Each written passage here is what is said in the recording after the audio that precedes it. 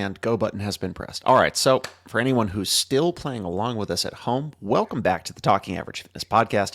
As I just I just saw your this is why we like can't have nice things. I just saw your tag under your video thing, 2046 games off. I'm sorry. That I seems like was a like reasonable amount of time. it is, but I just glanced down Reddit and for whatever reason found that hysterical. That's what I'm here for. Oh So, man. so before I was rudely interrupted, my name is Sam Burns. Welcome, my friend, semi-pro no repper, Mr. Kevin McCarthy. How are you, sir? I'm doing great. How are you? Doing awesome. Very happy to be here. Um, Fantastic. so we've no one who watches this knows this because they don't know when we record this, but we've adjusted our recording time specifically so that we could do the kind of a live response to Mhm. 23.3, Mm. which I have a whole other little sidebar in All right, terms let's of let's three. let's go for it. Well, okay, well, Sidebar. okay. So sidebar. Um, so I got an Instagram buddy because everybody has Instagram buddies, Oh yeah, and 100%. he he runs a CrossFit meme account, and it's pretty hilarious. And one of his memes at the beginning, I can't remember if it was last year or if it was this year, was essentially like, you know, hey, CrossFit Games, pay the same amount of money, only do 60% of the workouts. And, the last 2 years, we've had 3 workouts instead of 5 workouts. Mm. And so I get it. Hmm. I get that, like, they are, they had to change the format so that there is the quarterfinals and the semifinals. And then, like, immediately on the heels of those 3 workouts, there's the AGOQ for both the teens and the masters. Like, there are reasons for doing that, but, like, he's not wrong. Like, we are getting Hmm. 40% fewer workouts for the same amount of money. And Yep. not that I'm paying $20 a year to get access to Adrian Bosman's workouts because they give them away for free. Yep. But what's your take on something like that? Get over it, I guess. I don't know. I like the way my brain is because I hate the argument. People are like, oh, like I'm gonna pay $20 to do the workouts Sure. when like we're gonna do them in class anyways. Like similar Yes. kind of argument type thing. Okay. um, I hate it. I think it's invalid. Go somewhere else with your lame excuses. That's my kind of feelings. Which meme account is your homie? Uh, Doge Fitness HQ. So DOG, like Dogecoin. Okay. Um, I'm and sure I've seen those pop up somewhere yeah, in the vastness of the interwebs. yeah, you have, and Um, he's hilarious. So shout out to him. The other. So let me play devil's advocate then for a second. So leaving okay. money aside, forget let's imagine the Open's free Okay. because for all intents and purposes it is. Yes. Yes, no, pros, cons, 3 workouts versus 5 workouts. So I think like I am 100% for the 3 week open, and I'll give you some reasons why. Number one, and I'm going to speak at it from like multiple different angles. Sure, I'm on it. it's two So less than five. it is two less than five. We have our resident math whiz, Sam Burns. That's what I'm here for. Um, yeah. So for the 3 workout open, as a coach, someone that coaches classes, operates an affiliate, works with an affiliate, it's 2 less weeks of chaos.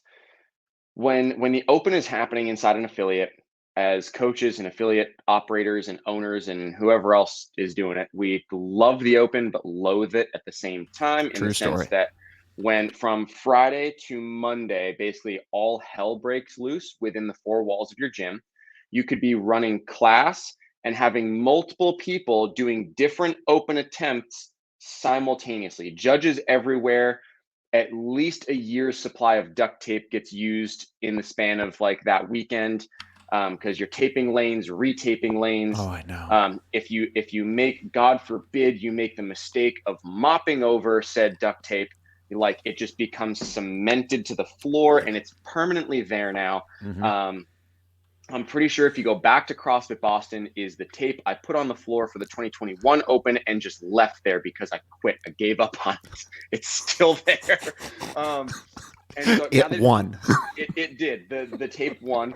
Um, we had worse than duct tape. If another like little mini sidebar, if you ever choose to use painter's tape, just put yourself 6 feet under at that moment, because if any moisture, sweat, humidity, or someone breathes on it too hard during the bottom of burpee, Yeah. that it is now part of the floor. We painters taped one like section of lanes one Yep. year, and we had to use paint scrapers to like scrape it up like one bit of it because it just became part of the floor. Yeah. But it's 2 weeks of less chaos, which is nice from an affiliate from an athlete standpoint. It's if you're like, if you're doing the open just as like a yearly checkup thing, Sure. then this might not be as big of a prevalent issue. But if you're an athlete who's like, I'm really trying to gun for it and like I'm trying to qualify for quarterfinals, or like, I was kind of bubble quarterfinals last year, like I'm hoping to, consistently make it in, whatever it is, unless you're like top level games athlete where you're like, I could just roll out of bed and qualify for quarterfinals, Right. there is that bit of stress of, I'm going to do the workout, I'm going to redo the workout, so I make sure my scores allow me to qualify for the next step so I can continue to progress my season. Mm-hmm. There is stress that goes along with it, especially if, and there's some athletes that do really well here, some that don't. If you're the type of athlete that shows up to Friday Night Lights and people have been seeing you train all year, Yeah. and they know how fit you are, and they're like, and they know your goal is X, the spotlight's on, like Yeah. there's a lot of stress that goes into that, especially if you haven't like legitimately competed at another sport prior in your life that gave you some resilience to that. Mm-hmm. So it's 2 weeks less of stress for the athletes. So I think for those reasons, for all parties involved, it is beneficial. And it Yeah. also solves a problem of in the open, and this was always, I know that Boz has now chucked all patterns out the window, We said, have no idea what we're in yeah, for. fuck you and your feelings. Right. Um, when Dave was programming, we were doing the 5 week open. Weeks 1 through 3 were decently, I'll use the word approachable, I was going to say accessible. accessible, Yep. like similar, they're decently accessible. Like everyone could do the movements and it was going to be as bad as you wanted to make it. If you were mega fit and could do 5,000 rounds, then Godspeed. But and then weeks 4 and 5, because they had to start to kind of like separate out and like tease out some of the athletes that like, hey, maybe you just have a really good motor, Mm-hmm. but the higher skill stuff, heavier load stuff might be a hindrance. They Mm-hmm. had to have that kind of like little separated those last 2 weeks so that the right people would then qualify onto regionals, RIP regionals. Right. Um, and so um, the last 2 weeks, people would either like the enthusiasm kind of dies out because I could do these first 3 workouts, and then Mm-hmm. snatches at 275 and muscle ups are going to come up, and darn, I don't have those yet. Right. Um, so I can't do it. I'm out. Or like people would get so upset, like CrossFit would program muscle ups in a workout, people lose their minds. Yeah. And I'm like, listen, it like, yes, it's a community thing, but it's also a sport thing, and it's tough to balance those two. So people would lose their minds. So it Mm-hmm. saves from those last 2 weeks of being super high skill. I mean, I Yeah. know that, the first workout in the open this year had muscle ups. A good chunk of people didn't make it to the muscle ups Yep. by design. Mm-hmm. Um, and so, but it's just like, it takes away those 2 weeks of people just bitching and moaning because they don't have insert this movement here. Yeah. So I think for all parties involved, the 3 week open is a good thing. I know there are arguments on multiple sides of that, but in Mm-hmm. my opinion, that's how I feel about Well, and all that's, I I I have nothing to argue for a 5 week open. No one who gets 3 weeks deep and actually tries at those workouts is like, oh shucks, we're all done. Dang, it. You mean I don't get to smash my CNS into the floor 2 days in a row, right? 5 days Like, in a row? yeah, like Oh I no. I get a bunch of athletes who, and so I'm going to say some words. I'm going to say some words specifically for effect. Um, Run of the mill regular CrossFitters are shitty at recovery. We're shitty at Mm, recovery because we're not professional athletes. And so we should be shitty at recovery. Um, and the open gives no fucks about no. what you have been training like, and how many rest days a week you're taking, and for example, what like your so you're coming 5 days a week, or maybe you're coming 6 days a week, and you take one day off, and like moderate intensity level regardless of the workout, all workouts for 6 months, right? Mhm, And not saying there's anything wrong with that, but then you take the open, and you take, from a programming standpoint, something that is designed to push you and test you, and you place it in a competition setting. mhm, And whether you like it or not, most humans are like, okay, let's go. And they yep. like, they're like their natural tendency, that lizard brain, 100,000 year ago, I've got to beat this other human so that I don't starve instinct kicks in, Mhm, yep.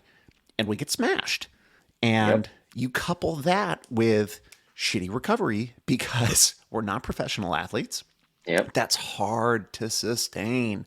And so people are beat up. It's, I'll paint a picture, right? I'll use this first week of the first open workout this year, right? Mhm, Someone hops on there, they're the exact person you just described, your mhm, average CrossFitter that comes 4 to 6 days per week and mhm. hits X level intensity. You rock up at Friday Night Lights, spotlights on, baby. Yeah. You sit, I sit next to my friend Sam on the rower. We give each other a little stare down on the rower. Um, I haven't warmed up because I was watching the heat in front of me go.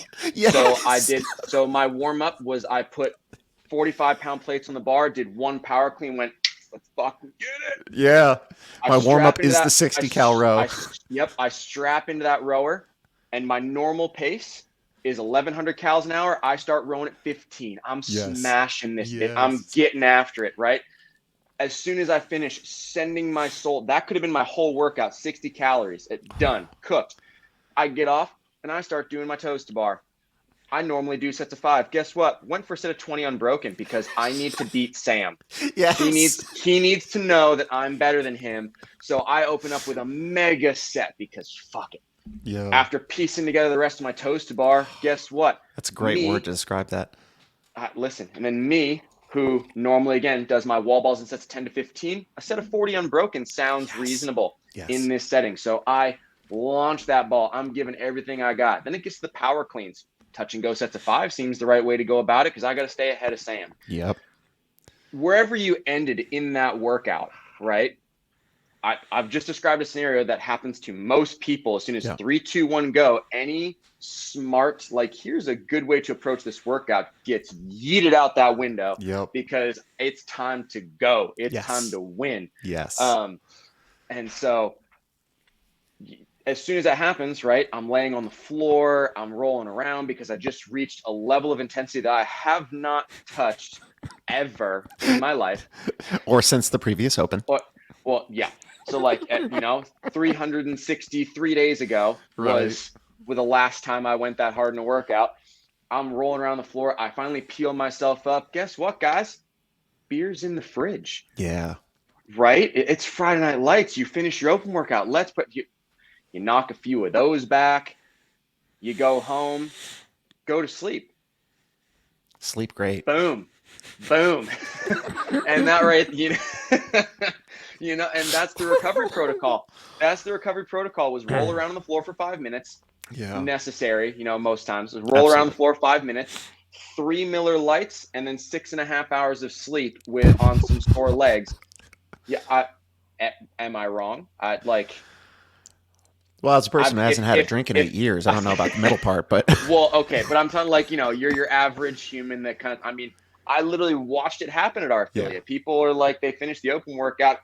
First thing that cracked open wasn't a Fit Aid, I'll tell you that. Yeah. Um, and so it's just like, that's it. And that's, again, if I've just said that, and that like that hits you in your soul, maybe grab a foam roller or not. Like, Yeah. like just just something. You don't have to really do anything with foam roller. Just grabbing it's the first step, Yeah. and then we'll work our way from there, baby steps. But That's man, hilarious. and that's what it is. That's your So this standard Friday Night Lights experience. so this quick aside turned into a much bigger aside. And I'm gonna very quickly do an aside from the aside. Um, Amazing. if you happen to be a person who partakes in alcohol Mm, and you want to have that experience ruined for you, I highly recommend you listen to the Joe Rogan podcast featuring Dr. Matthew Walker, who wrote a very famous book called Why We Sleep.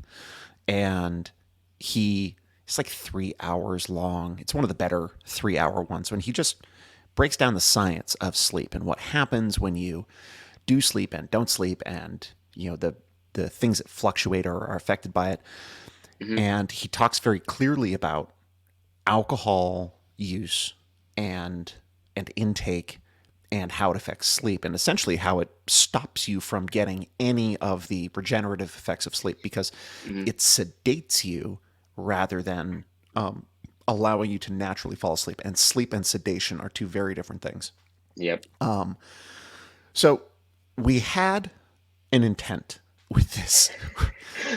With 16 minutes in, we had an you know? intent, and the Yeah. intent was to talk about on ramps. And we're not talking about motor vehicle infrastructure. At your gym, they might be called foundations classes, or introductory class. Intro. Yep. Yeah, essentially, and they don't exist everywhere. So that's also a thing that should be said. hmm But they are the introductory program to bring someone who has never done CrossFit before into your CrossFit community and indoctrinate them into at least what is it that you do at your gym.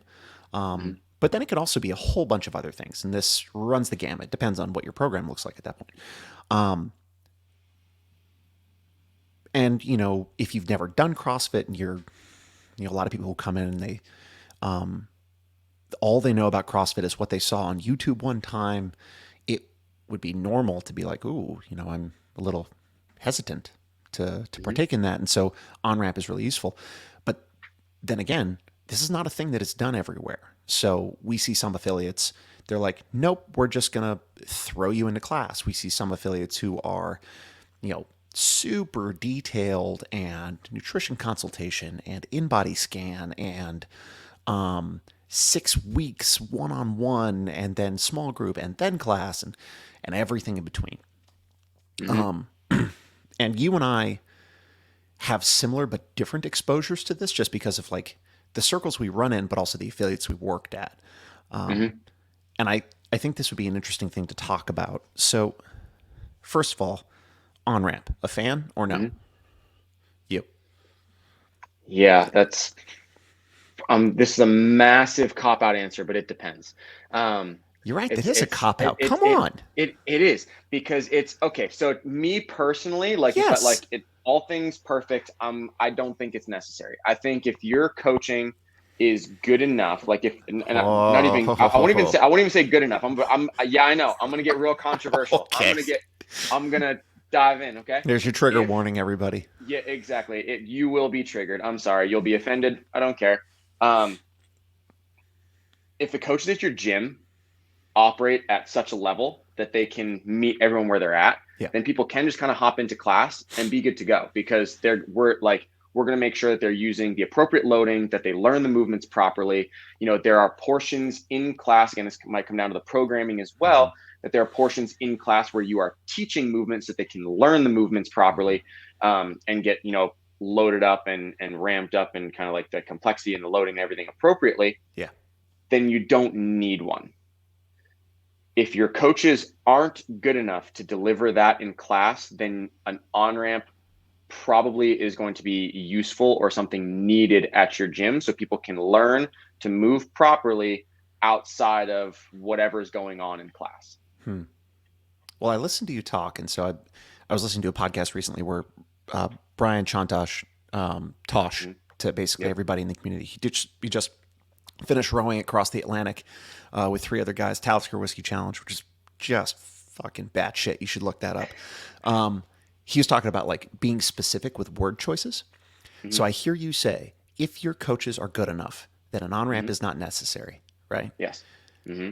And then what you follow it up with is, if your coaches aren't there, it's Hmm. probably a good idea. Where Hmm. what I hear is, if your coaches aren't good enough, or pardon me, if your coaches are good enough, it's Hmm. not necessary, which Yep. means automatically that if they are not, it is necessary. Hmm.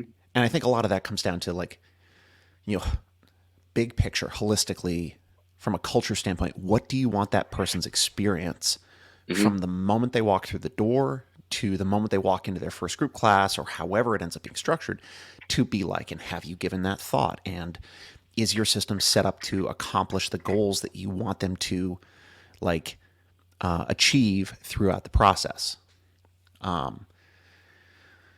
Which right away can be answered by, do you have a program? Like if you have an on ramp program, then hopefully you've thought about what you want that process to look like. Hmm. In theory, I agree. And there are a lot of assumptions That, yeah, we're, that you yep. made. Yep, I did.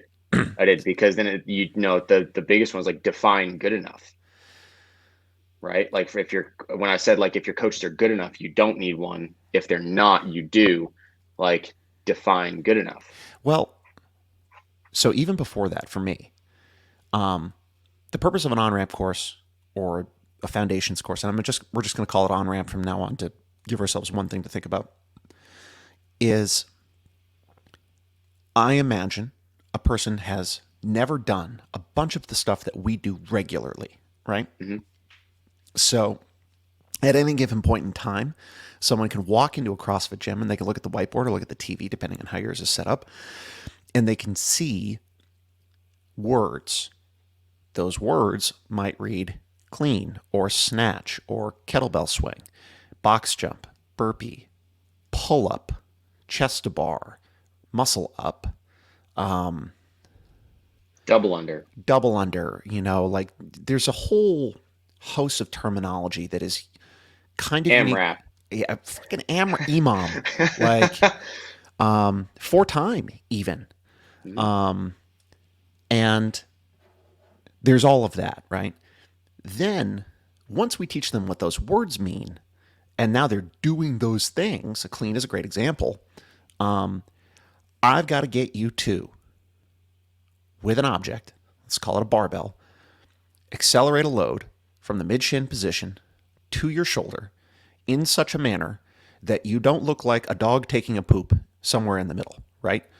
Because I Yes. want your spine to be safe. It's my responsibility. I'm a trainer, I'm a coach. You come in, you give your body to me, and it's my responsibility to take care of it, right? Hmm. And we do that in exchange for dollars, and you keep coming back and you get a lot fitter. Well, if your safety is at the heart of this, because if you're going to do something the right way, it's going to be the safe way, that assumes that I'm going to teach you how to do it. Hmm. Now, that can be done in a one on one session where you have 100% of my attention, or it can be done in a class.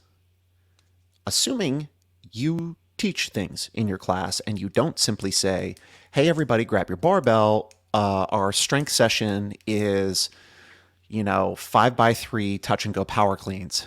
You've got 2 sets to warm up, and we're going to go every 90 seconds. We start in 3 minutes, Hmm. which, like, even that is more instruction sometimes than some affiliates give.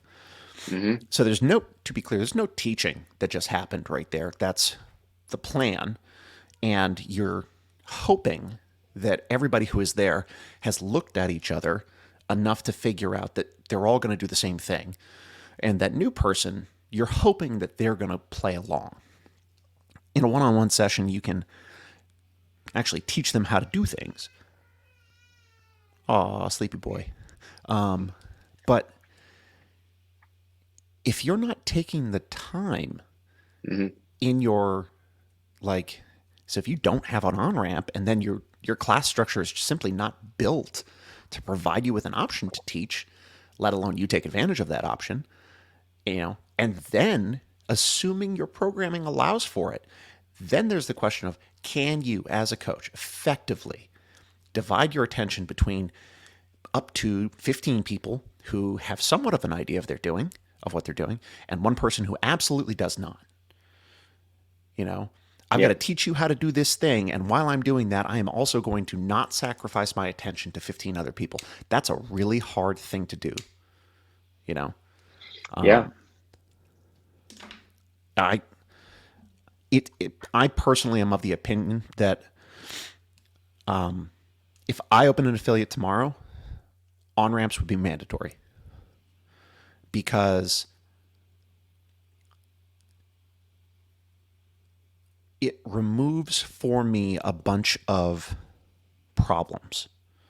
Like in those on ramp sessions, I'm going to teach you a bunch of things. We're not going to teach you Hmm. everything, but you're going to learn how to learn. Because I need to teach you how to learn things on the fly in Hmm. class. So we teach you a Yep. base set of terminology. We teach you kind of the flow, Yep. what a class looks like. And it's my opinion that your on ramp classes should be modeled very closely after a real class, just one Hmm. person though. And they get exposed to not only the how of what you do and the what, but also like the culture. Hmm. What are you like as a trainer? What can they expect at a group level when they walk into a group class? Is your gym the kind of gym that makes people wipe stuff down after every single thing that they do? Is your Hmm. gym the kind of gym that puts all of the equipment away between segments of a workout? Is your gym the kind of gym that walks people through a warm up, kind of like live and in person, in the sense that like I'm calling out what you're going to do. I do a demo, I call it out, you go do it. I do a demo, I call it out, you go do it. Or Hmm. is your gym the kind of gym where you just write it on the whiteboard and say, all right, Hmm. everybody go do this, you know? And so Hmm. you're exposing them to the culture of your facility. By the time they go through that, they know enough that when they come into a group class, they look at the whiteboard or they look at the TV and they're like, I know 70% of what's on that whiteboard. And Hmm. now I trust that coach is going to take care of me. And I Hmm. trust myself to be able to follow along. And that solves a lot of problems for me as a trainer. Gotcha. Very well said. I like it. I think for me, the thing that, and I don't disagree with, it can solve problems and get people, because when we used to do at One Nation, we would do like just, whether it was a small group, a lot of times it was just like one person would sign up to like an on ramp. It was Yeah. either like Thursday at 5:30 or Sunday at sometime. Yeah. Um, and if three people signed up, then you did three people for your on ramp. If just one person signed up, you do one person for your on ramp. Mm-hmm. Sometimes you have no people sign up, Yep. whatever it was. But while we were doing that, basically what I would do is, again, just like you said, treat it like a normal class.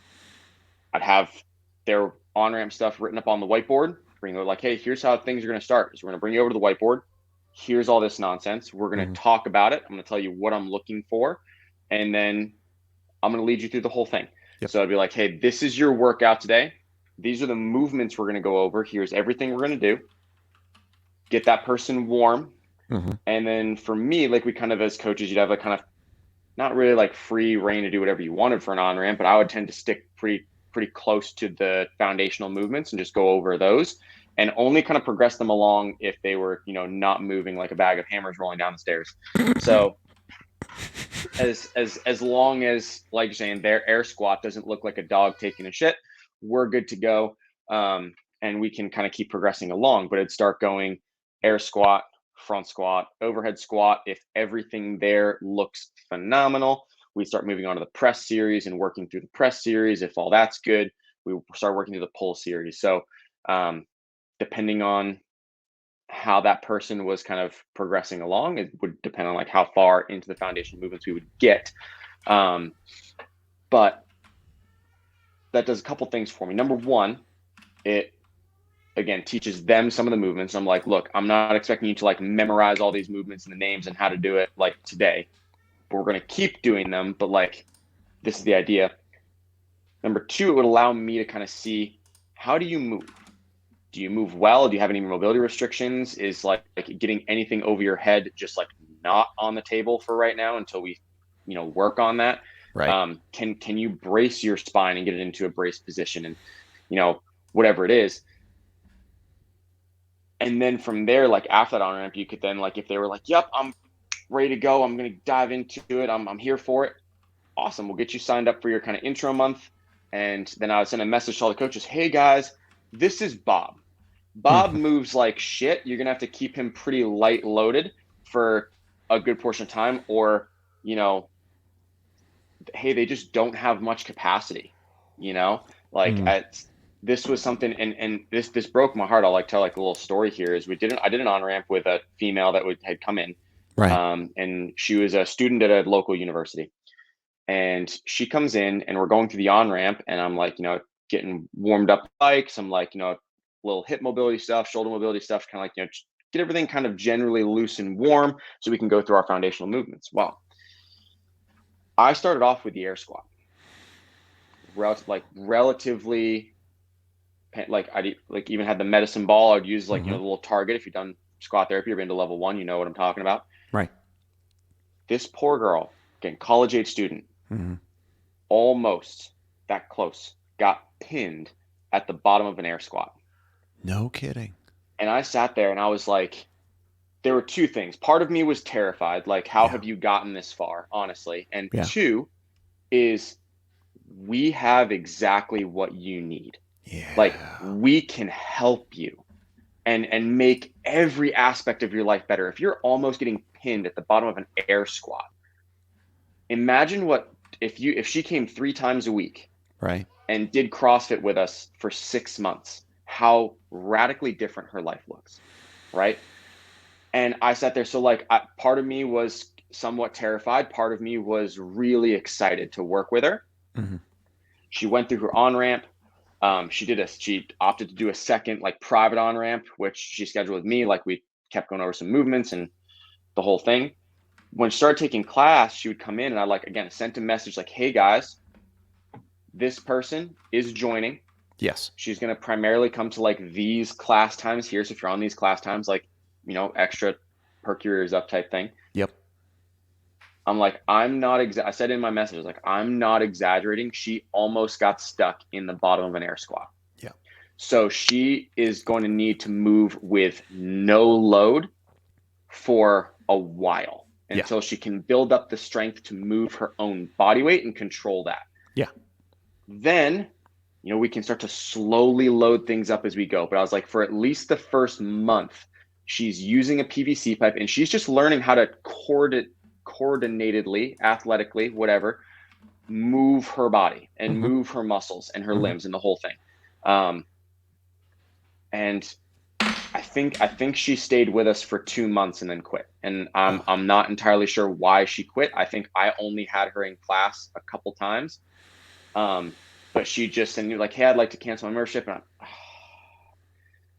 you know, okay. And I can't really argue. I'm not like, no, you shouldn't cancel membership. Like, if she wants to cancel, she's pretty just like, "Hey, I'd like to cancel my membership."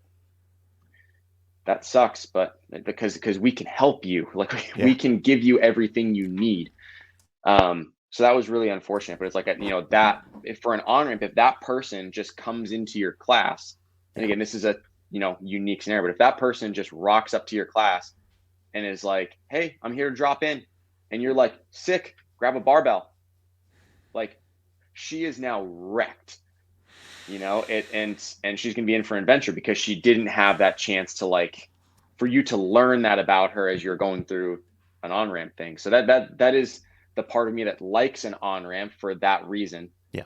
The thing that I don't like about it is, depending on how you structure your on ramp process, it can sometimes be a massive barrier to entry.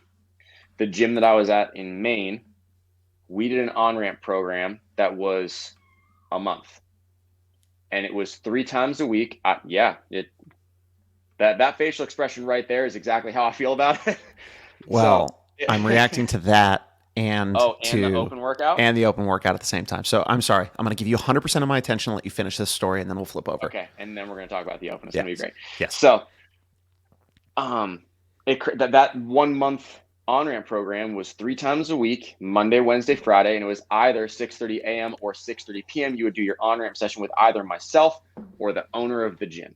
Mm-hmm. Um, and as we were kind of you go through, it's like if that schedule doesn't work for someone, either if there's someone who like, hey, the noon time slot is the time that would work for me, I can't make it at 6:30 a.m. or 6:30 p.m., Right.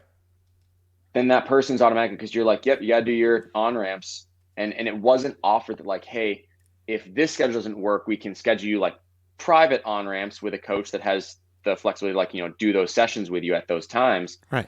Like that wasn't offered. So like it gave a barrier to entry. Like some people just can't come to your gym now based on how your onboarding process is. Yeah. And it was like, hey, you've got to make it to these classes. So if someone missed a day, they'd be like, well, I guess I'm out because I missed Wednesday. So I didn't learn how to row, like whatever was on the docket for that day. It's like, I didn't learn how to do this. So I guess I got to quit and, try again next year, Yeah. whatever it was. So if it's something like that, then I think too much of a barrier to entry. Here at Tilt, the way that we run class and structure classes with a lot of instruction Mm-hmm. during class. So we Yep. don't have an on-ramp process here. It's just come in, you do a free week trial to try different workouts, different class times, meet the coaches, learn to hate us. And then from there, like we talk about, going forward, but they always receive a good amount of instruction during each class for whatever the movements are. Sure. So it just kind of removes that barrier to entry. But then there's always that, hey, there's a person that maybe could have benefited from a little bit more personal instruction to start, Mm-hmm. or, that person that is going to get stuck in the bottom of an air squat and you're going to go, oh, dear Lord. All right, here we go. Yeah. So that's my feelings on it. It's and to be sure, it's a complicated process. Like you're dealing with human beings and all of their attendant baggage, both physically and emotionally, that they bring into the process. You're just looking at the workout, weren't you? No. I said my other coach, Colin, texted me and said, so my guess is handstand push up, dumbbell snatches, and dick punches. I'm like, that sounds about right. Yeah. Yes. Yes, it Uh, does. So it's and I've been on the receiving end. So like I ran the on ramp program at my first affiliate for several years, and the way I ran it was you schedule an appointment with me, and for me as yeah. the coach, it was, especially as a part time coach, it was great because I could coach my classes and then also get a little bit of additional money from essentially running what are kind of structured personal training sessions.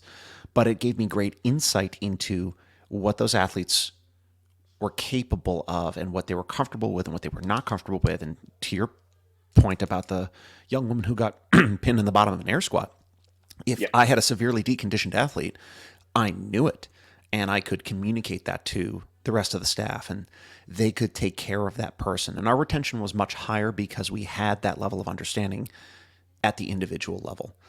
Hmm. So I'm a big fan of on ramps. I think if your gym doesn't do them, like, if you're structured and you have high confidence in your coach's ability to execute, with multiple people of wide ranging ability levels in a class, then great. I'm so happy for you. I think the majority of gyms would do better in terms of providing a service to their people if Hmm. they had an on ramp program. And without further ado, now we're going to So talk about. I just have you seen it, the I'm workout? I'm I pulling it I up just I just right looked now. at it. I just looked at it. Uh huh. It's it's interesting. Yes, it It's is. new. It's fresh. You Yeah, looking at it right now? yeah. I'm where. So, so Can you let's see let's this? walk through this. Yeah, I can. I was reading I have it pulled up on my screen as well, but Yep. yes, I can see your screen. So I'll walk through it. Here we Hold, go. So hold on. First of all, go Tola, ahead. strongest man in CrossFit. Yep, Yep. Okay. Here we go, everybody. snatches. So starting with a 6-minute time cap, complete as Yes. many reps as possible of 5 wall walks, 50 double unders, and 15 snatches at weight 1. 5 wall walks, 50 double unders, 12 snatches at weight 2. If this is completed before the 6-minute time cap, add 3 minutes and complete 20 strict handstand push-ups, 50 double unders, 9 snatches at weight 3. Oh If no. this is completed before the 9-minute time cap, add 3 more minutes and complete 20 strict handstand push-ups, 50 double unders, and 6 snatches at weight 4. The RX loads for the snatches for male and female athletes respectively is the first weight for snatches, which is 15 reps, is Uh-huh. 95 and 65 pounds. Okay. The second weight is 135 for men, 95 for ladies. The third weight is 185 for men, 125 for ladies. And the fourth and final weight is 225 for gentlemen and 155 for ladies. After 40 strict handstand push-ups. Yeah. I so like here, okay. So first of all, fuck me sideways because strict handstand push-ups. If you are in me and Sam's category of limb length, your heart Yeah. just like dropped into your stomach and you fuck. So that's gonna be fun. Strict handstand push-ups are the bane of my existence, and I haven't done a strict handstand push-up since the summer, so this should be amazing. Fantastic. I want to know. I want to know how five, because if I'm looking at it like levels, right? So you have the first chunk, Uh-huh. which is your like, hey, everyone can play level. And then the next 2 levels are like, you better be a big dick baller if you want to finish these. So how Oh does no. what? Oh What? no. Okay. Okay. So first of all, finish what you're saying, because then I'm gonna fuck your shit up. Okay, so I was gonna say, how does 5 wall walks equate to 20 strict handstand push-ups? Because we're looking at the same structure of a workout. Handstands, some shit, double under, and then snatches. Mm-hmm. Obviously, the snatch reps go down as the load increases. That's fine. 5 wall walks compared to 20 strict handstand push-ups is just that I'm like, that's kind of offensive. God damn it. Yeah. I'm also You know what we're gonna do? I what are share we gonna screen. do? We're gonna look at this. So we got the scorecard, right? Oh boy. So yeah. So here's where things get real bad. First of all, the wall walk pre-fatigue before the handstand push-up is just genius. Um, It's amazing. I like as an event, oh, fantastic. oh, As a so for good. me, I'm so angry. Oh, I know. So here's the deal, right? So this is where Mhm. things go bonkers. So let's look at the Okay. floor plan, right? So Sweet. we've got 8 feet, right? Yep. You've got double unders and barbell stuff. Like all of that happens out away from the wall. Right. You've got the wall, and you've Okay. got two 30-inch long strips of tape, right? This is Okay. primarily for your wall walks. Now. The strips of tape can be no wider than 2 inches, which is pretty standard for duct tape. You've got the first the first line of duct tape Yep. closest to the wall, 10 inches. 10 inches on the outside, not 10 inches on the inside, but 10 inches on the outside. Right. Yeah. Yeah. Okay. Yeah. Yeah. So Yep. just to make sure everybody understands here, this right here is 8 inches. So this much, that's 10 inches, right? So it's a Yep. little bit more than a hand width for me. Okay. Your next tape line is 60 inches for gentlemen, 55 inches for ladies. Inside edge to inside edge, that's how far your hands have to travel during the wall walk, right? Mm-hmm. So you've got your wall walk. Every rep begins and ends with the athlete lying down with the chest, feet, and thighs touching the ground. At the Yep. start and finish of each rep, both hands must touch the first tape line. That's the frontmost tape line. So Yep. fingers touching is okay, which means you just have to get your hands to the thing, right? Yep. Both hands must remain on the tape until the feet are on the wall, right? And then on the descent, the feet have to remain on the wall until both hands touch the first line. Okay. That's a familiar standard for the wall walk. We've all Yep. seen that before. Yep. Here's what's going to fuck some people up, right? Hmm. So now we move to the handstand push up. Remember, the outside edge of that piece of tape is only 10 inches. Yeah, buddy. Oh, It's only 10 inches from the wall. oh, Your oh hands no. must remain in contact with that piece of tape, Oh. which, FYI, is only 30 inches wide. Mm.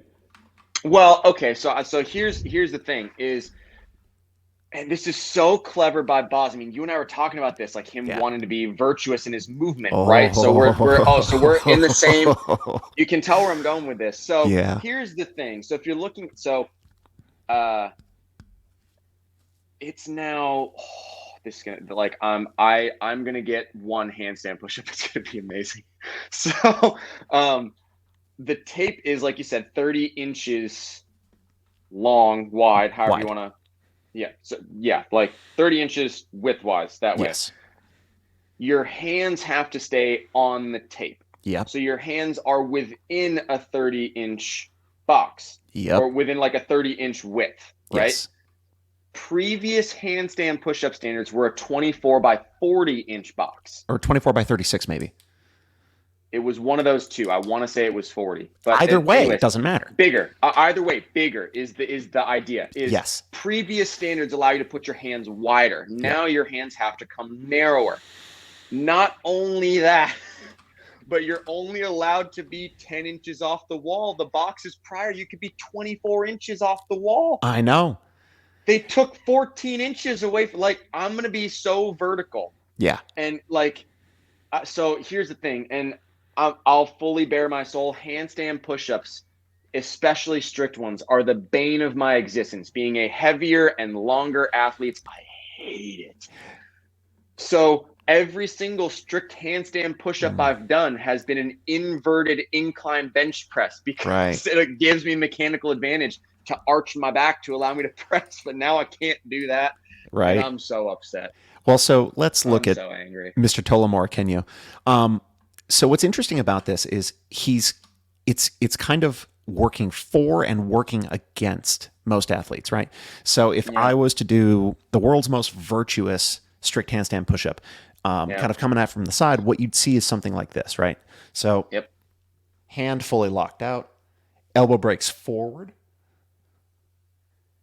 and comes down to about here, right? So Yep. width-wise, I want this distance. Roughly, it's the length of my forearm plus hand. It's called a cubit, right? So that allows my elbow to break way far forward. Now, here to here is more than 10 inches on me, right? Yep. That's a Mm-hmm. virtuous strict handstand push-up. Most people do not do virtuous strict handstand push-ups. They do exactly what Nope. you're describing, an inverted bodyweight bench press, right? Yep. Well, It's so amazing. this actually works for that because most people don't allow their elbows to break forward. They have their hands wider, their elbows break out, right? And so the head, instead of striking ahead of the hands, is now going to strike in between the hands a little bit more. So he's Well, taken yeah. he's taken a box, made it smaller, and then made it so that your plane of pressing is very, very limited, right? It's so, unless your arms are the right length, and I'm gonna be so angry at my friend Andy, because I mean, you've met Andy. I have Like, met Andy. yeah, so he's built Andy's like a a human. unit. So not only is he a unit, he's Yeah. built like, I mean, he's got more abs than a Teenage Mutant Ninja Turtle. Oh yeah, And he's like, beautiful. he's got the perfect levers for this. Andy Yes. eats strict handstand push-ups for breakfast. Andy does do his handstand push-ups virtuously. And so he's gonna eat this workout for breakfast. And because the thing is, like, for me, from my arm length, like you just said, if I'm inside my box Yep. and my elbows have to break out so that I can stay within the thing, like my hands are here, like I have negative 20% leverage to press. It ain't happening. 20%. Negative 20%. So the thing is, though, is I mean, it's a way better standard for a strict handstand push-up, or for a handstand push-up, than whatever it was where they were like, remember the one year, I think it was 2018, where they were like, okay, Measure from your elbow. Measure from Yes. your elbow From to the here to tip of the tip of your fist. yes. Take, Divide it you by know, 2. divide it by pi, add 3, subtract the, Your your age in yeah, kilos. exactly, in your age in yeah, exactly. Subtract your age in kilos, and then Yes. put the tape 5 inches longer for whatever purpose. And I remember Jacob Hepner was like, he's like, I'm not going to cheat because I don't do that. Yep. But he was like, for, the way that I am, like my forearms are just longer Mhm. proportionally than like the rest of my body. Mhm. So based on my forearms measurement, Yep. I should be 6'1". I am, however, 5'8". So he couldn't, Yep. like, he had his arms. I remember watching him do a video. He was doing his handstand push-ups here. Yeah. He could not get his feet over the tape line on the wall for the rep to count. He couldn't get it. So he got to the handstand push-ups and was like, well, fuck. I guess, like, Well, you know what here he it did? is. Do you remember what he did? No. He did them on fists. Oh, yeah. That's it. Yeah, he'd like, yeah, because then it's a little bit more. Yeah. And I think he got like maybe 5, because he like not only did it on his fist, so he gets like an extra, couple bit of inches there, but did it on his fist. His biceps were in his ears, and he like shrugged his shoulders up Yeah. and like really extended his heels, like did a massive calf stretch to try and like just get his heel up just a little bit higher. Yeah. Got like 5 handstand push-ups, and I'm like, so I like this standard better, and I like that they kept the wall walk standard from the Mhm. previous year, I thought that was a good where standard. it's where it's like and I had some people, to be fair, I have some friends that are a little bit on the shorter side, Mhm. and one of my friends, Natalie, was like, this sucks, because instead of having my hands like under my shoulders to start and finish my wall walk, my hands are like up here. By her And face. she was like, and she was like, that's stupid because it doesn't do smaller athletes. I'm like, well, when we do wall balls, you don't get to move your target down. Yeah. I'm sorry that it's harder. I mean, I know it's hard for you to do wall balls. You have to launch that bitch. That's like that. You're Yeah. basically shooting to a 12-foot target for you. For all intents Like, and purposes. yeah, Yeah. because you having to shoot it farther. So it's like the thing about standards is it's trying to make something as equal across the board as Mhm. possible, and that's hard.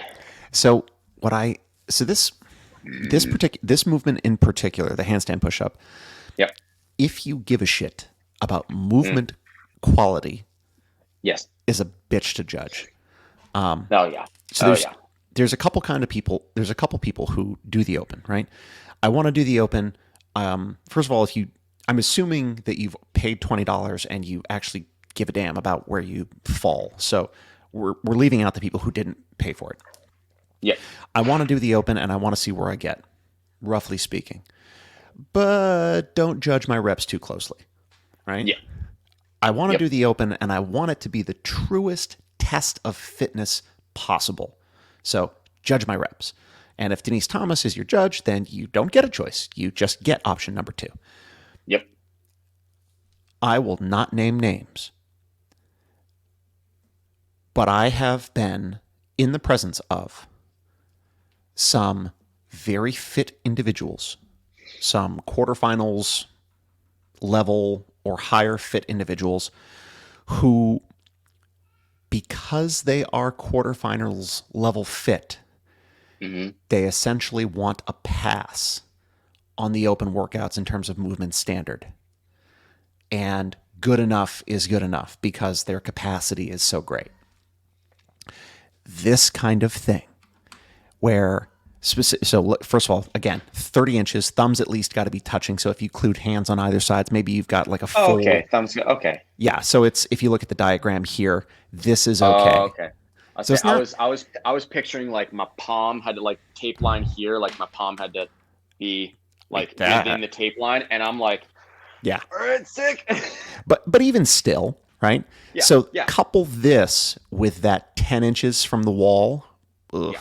bruh. Still hard. That's Still a super hard standard. super hard standard. So arms must be fully extended and in line with the body before the athlete may descend. So that, I think, would be the hardest part of this whole thing, is who's going to end up in me do it on my right side. Who's going to end I up don't in know this about this. position? Yeah, And who's going to be like, nah, this is close enough? You yeah, know what I mean? yeah. Um, God damn. Yeah. I'm just now imagining in my head it's going to take me at least 7 hours to tape this. I'd like to tape the floor. It's going to take me at least 7 hours to put all this tape down. Has Colin sent you any information yet? Or he's like, Oh, dude, damn no, it. no. So he hasn't seen the open workout because he's waiting for his girlfriend Britt to get home so they can watch the announcement together. Ah, So I sat there. I texted him. He said dumbbell snatches, handstand push-ups, and dick punches. So he was pretty close. he was actually a Um, little bit right. he was actually pretty close. Um, but so I texted him back and was like, "You're gonna," because he and I have been like kind of like going head to head, and he's on a Yeah. 3 game win streak. So he beat me by two. So here's what's infuriating about Colin, right? So Colin has self-proclaimed the best, most optimal fitness regimen, right? So it's called you work out one day, 2 active rest days, 4 full rest days, repeat. Peak, Yes. peak fitness. So, Fuck you, Matt so Fraser. yeah.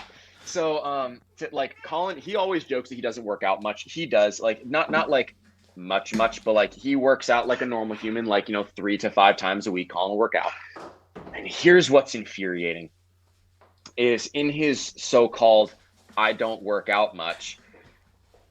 He comes in, we're getting started like 23.1. We're like, we're gonna go head to head a little bit, like on these open workouts. The first one we just did like a me and Colin head to head to like kick off Friday Night Lights, and it was so much fun. But here's the thing, right? So I'm like, I'm gonna paint a picture. I am 6'1", 200 pounds. Gloriously. Former soccer player, Olympic weightlifter. Sure. Colin is 5'6" or 5'7", about 165 pounds, former elite level gymnast. Mm. So we're opposite ends of the spectrum in terms of like where we've been and what we're doing. Yep. So he sit there, he's like, "You're gonna win." I'm telling you right now, Colin, I'm gonna tell you exactly how it's gonna go. Yeah. I'm gonna get off the rower a minute before you. Yep. Like, I'm not even joking. A minute before you. And then we're gonna start doing toes to bar, and you're gonna make up a large chunk of ground in that set of 50. If not all of the ground. Yeah, yep. We're gonna get to the wall ball, and I might pull ahead again. Mm-hmm.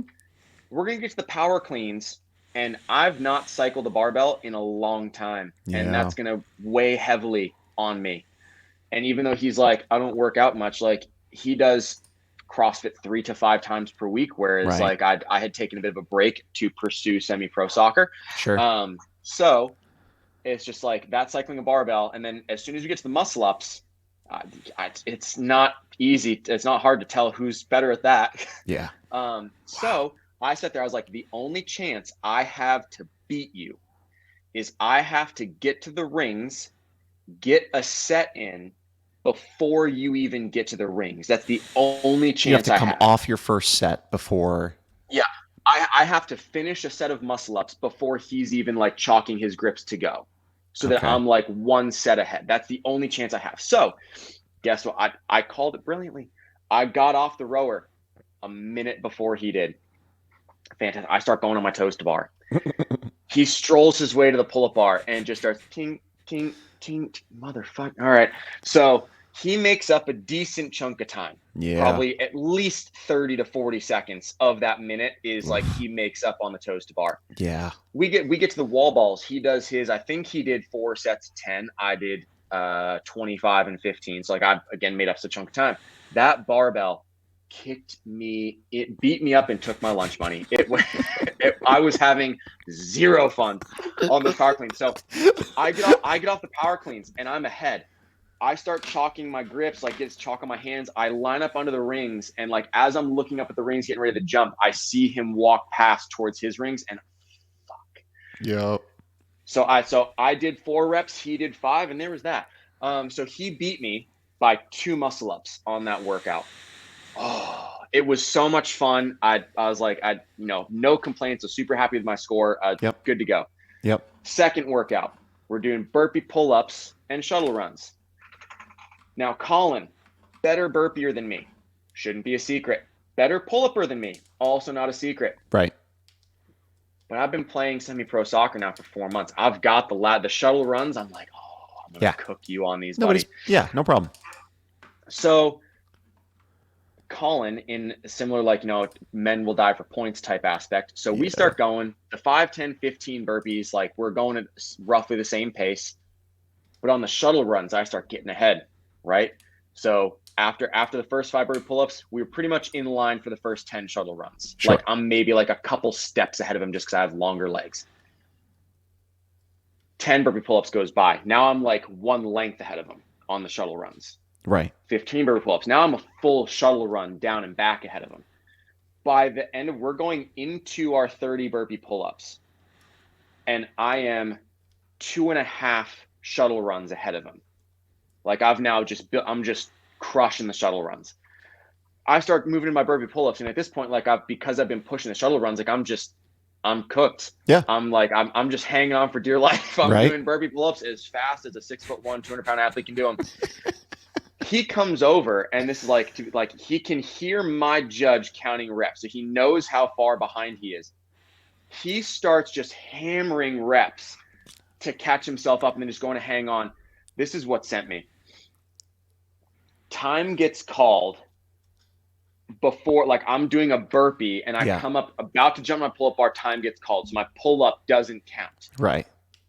Colin beat me by 1 rep, so he beat me by the equivalent of a half pull-up. If I had been able to grab the bar chin over, we Yeah. would have tied. But because time got called, so he beat me by 1 burpee pull-up, and he's been lifting, so I knew he was going to beat me on the thruster. So that one I wasn't. But he's on a 3-game win streak. And guess what Colin eats for breakfast? Strict handstand push-ups, Strict baby. handstand push-ups. Wow. God damn it. I was like, all right, so Colin's going to do a clean sweep of the Open this year, which will just do monstrous things for his ego. Oh, yeah. Which it sounds like needs a lot of work. So like I sat there after 23.2, and like we finished and, gave to the high 5. Because we're doing Friday Night Lights, right? So like I had a bar like kind of set up. One of our members walked or started using my bar. I was like, Colin, I guess we're sharing a bar. So Yeah. we helped each other load the bar, and we're going back and forth. We finished, and he was like, what'd you get to on the first part? I was like, I don't know, Joe, where's my sheet? Like, what did I get to? I was like, I got 23 burpees. And he just starts grinning. I was like, you motherfucker. I swear to Christ, if you got 24. And he just starts chuckling and walking off. I took a shoe off, threw it at him. I'm like, I'm never buying you coffee ever again, you piece of shit. God damn. See, this is why people love the Open. Oh my gosh, it's so much fun, and like, especially, my day is not ruined because Colin beat me, but it was fun going next to him because his pull-up bar was next to me. So Yeah. it's fun having someone to push you. It's fun having, as long as you're not, in the headspace of like my feelings are going to be hurt if someone beat me. Yeah. I can understand if you think, like, hey, I should win, and then you lose, being like, that sucks. Yeah. But it doesn't mean I hate Colin. It doesn't make Colin a bad person. Nothing like that. I have other reasons for hating Colin. I have so many other reasons to hate Colin. It's not just this Open workout. But, I sat there. I'm like, I can tell you exactly what's going to happen on this Open workout, right? We're going to do the 5 wall walks, and I'm decently quick at wall walks, especially with a relatively small number being 5. Sure. Double unders or double unders. Double unders. We're going to start moving through the 15 power snatches, and we're probably going to be pretty even through the first like chunk. Once the barbell goes to like a 135 bar, that second barbell for the power snatches, I'm probably going to start to pull ahead a little bit. And when I say pull ahead by a little bit, like maybe a couple reps. Right. That couple of reps is going to allow me to like do maybe 1 handstand push-up before him. Before he comes in and does 20 unbroken. Jesus. Because he will. He tested a workout for like the Southeast throwdown with one of our athletes last year, which was like head strict handstand push-ups, and it was something like, it was all shoulder intensive. It was burpee something, shoulder to overhead something, and like handstand push-ups at the end. And it was a chunk of like 40 handstand push-ups, and you could kip during the workout. But he tested it with one of our athletes that was doing the Southeast Showdown, and he did at the back end of a shoulder intensive workout 40 unbroken strict handstand push-ups. And he did them strict because he wanted that challenge, because kipping would have been too easy. And so it's like, see, Sam, you're already growing in your hatred for Colin. I love it to see it, because Just these are some of the reasons that I hate Colin. well, so what was this? I was at back when I was the head coach at the Phoenix. Yeah. We hosted a level 1 seminar, and Mm-hmm. it was Larry Thomas, Meg Burns, who was then still Meg Burns, and James Hobart. And Yep. Hobart came in and was like, "Hey, are you going to work out with us at lunch?" I said, "Absolutely." So no idea what I'm getting myself into. You never do with James. Never. And so he's Nope. like, "Oh, we're gonna do the a couple of the new girl workouts," Mm. and we did Barbara Ann. And Oh. if you haven't done Barbara Ann, it's Oh. 5 rounds. Each round is for time, 3 minutes rest in between each round Mm-hmm. of 20 handstand push-ups, 30 deadlifts, Mm-hmm. 40 ab mat sit-ups, and 50 double unders. I think it is. Something. Yeah. Something like that. It doesn't matter, because the point is two things. First of all, because we had to do this workout during the lunch break, James is like, "Yeah, we'll just rest 1 minute between rounds." Because it's got to, the lunch break's only an hour. By the time you change, get your shit out, like, Yeah, you if have for to, those that like, haven't been to a seminar. yeah, you just don't have that much time. And the second No, one is, I'm next to James on the of wall course. as we're Yep. doing this. And Yep. pressing is not a strength of mine. It's a thing that I work on. And so handstand push-ups at volume, yeah. So like in a normal training situation where it's not the open or something, handstand push-up volume is something that I scale, and it's something I try to like dial in very carefully. Fucking James Hobart does all of his handstand push-ups strict. Now, there's a height difference between James and I, and there's a limb Yeah. difference. But also, and he said this, and I'll never forget it. He's like, once you get strong enough, handstand push-ups are just strict handstand push-ups are just faster, and they are. Yes, that Yeah. 100%. Yes. If you're a good presser and you can, like, Yeah. up and down with them, Mm-hmm. like, yes, there's less moving parts and pieces, less chance for error. If you're a strong presser and have, I will say, if you're a strong presser with a good strength to body weight ratio, Yeah. I don't think there's any world in which me at my body weight and limb length, regardless of pressing strength, will ever match James's speed on Yeah. a strict handstand push-up, just No. because. No. But relative to me, if I got strong enough and good enough at strict handstand push-ups, I would be able to do 20 strict handstand push-ups faster than 20 kipping handstand push-ups. For sure. For sure. And also the same thing with ring dips. Yep. Okay. Well, now we have an idea of what we're getting ourselves into here. Final thoughts, Yeah. Well, questions, now concerns about either on ramp or 23.3. just rage. It's just anger about Just just pure black and why? hatred. Just so much. Well, it's okay. I'm gonna try and be like a Sith and just let my hate fuel me.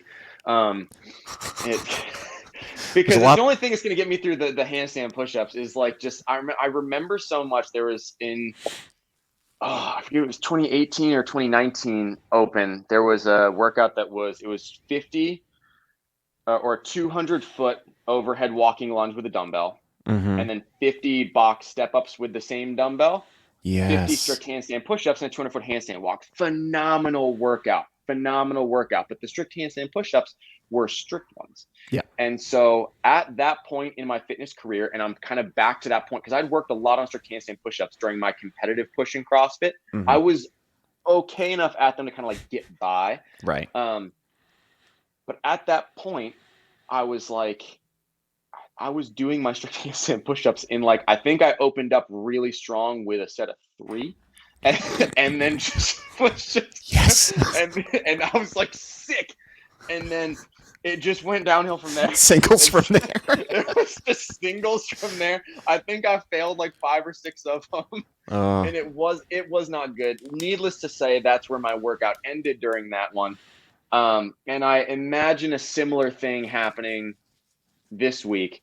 Um, the thing, so I'm going to approach it in the same way. So as soon as I was like, okay, the strict handstand push-ups are really not going to happen, yeah. I redid that workout on Monday. And here's the reason why. It's because I was like, if I'm not going to make it through the 50 handstand push-ups, Like my score is limited to X. I'm going to Tie make it break. through like I'm going to make exactly. Yep. So I sent myself on those lunges and step ups. My butt was not okay for the next like 4 days because I was hammering. There's a My lot tie packed break into time, that sentence if you play it back real slowly, ladies and gentlemen. yeah. So my tie break time on that workout was insane. Nice. But like I had to because I'm like I don't have any reps. I'm Yeah. like, so I wanted to make sure for anyone that got stuck at 20 out of 50 strict handstand push-ups, anybody that was in that realm with me, my tiebreak is going to obliterate your tiebreak. So I'm going to approach tomorrow in the same way, in that I am going to try and obliterate. I'm going to try and make that first 6 minute window be done in like 3 minutes. I'm going to just try and break myself to get a baller tiebreak time so that Right. I then have the next 9 minutes to try and get 20 strict handstand push-ups. Oh, All right. Well, I just realized that I've gone severely over time and I'm late for another meeting, but I have to I have to end this fun call very times. abruptly. It's Um, okay. Ladies and It's gentlemen, please okay. enjoy 23.2 and the conclusion of almost everybody's open season. We survived another 20, one. 23.3. 20, thank you, 23.3.